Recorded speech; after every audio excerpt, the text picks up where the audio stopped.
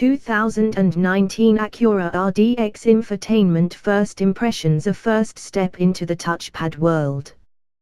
One of the greatest design challenges in the modern automotive industry is an infotainment system that provides loads of capabilities, but is also easy to use and not overly distracting.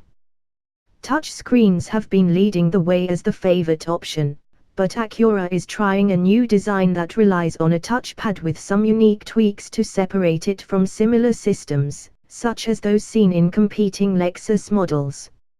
And we got to try it out in the first production application, the 2019 Acura RDX compact crossover.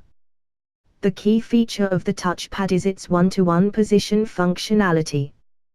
What that means is that, if you have a grid of function buttons on the screen, tapping on, say, the upper left corner of the pad will highlight the button in the same area on the screen.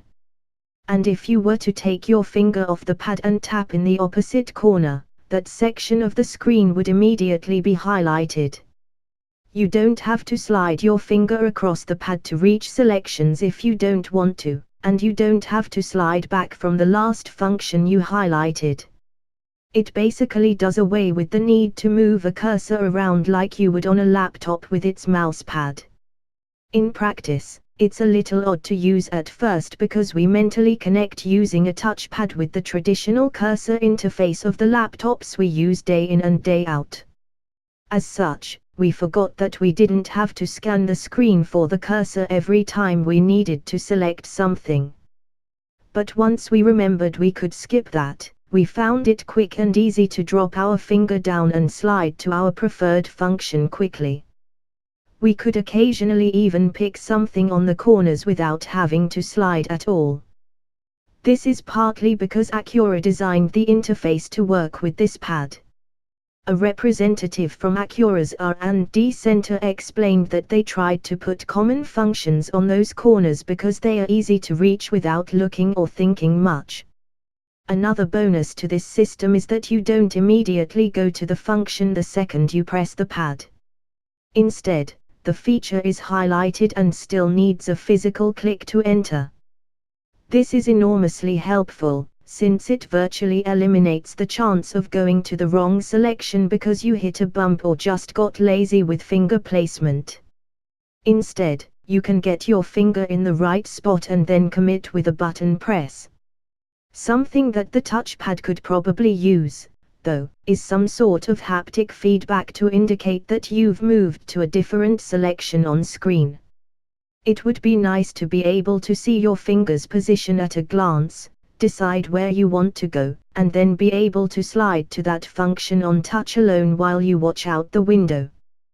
The Acura designer said that they had experimented with the idea and testers didn't like it. Still, we think there's room for improvement here. One of the other unique features of the touchpad is that there's a ridge that divides it into two sections, the smaller of which mostly has room to slide up and down. This smaller section controls a shortcut menu to the right of the screen. It allows you to find and choose favorite functions without backing out to the main menu. It works as designed and is appreciated for preventing long treks through menus. Finally, the placement of controls and screen are nice, too.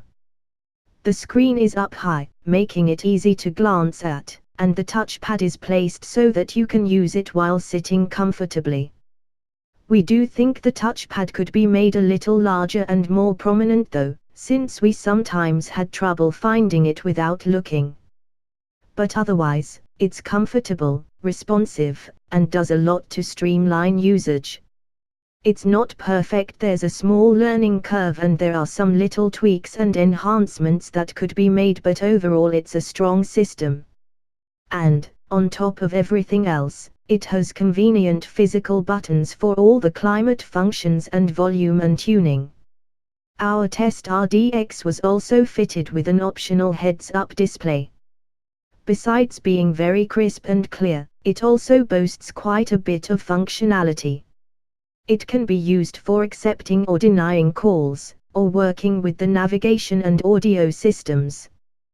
These functions are controlled with buttons on the steering wheel.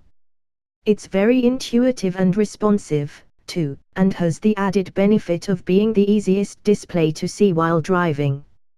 Acura has some impressive infotainment technology aboard the new RDX.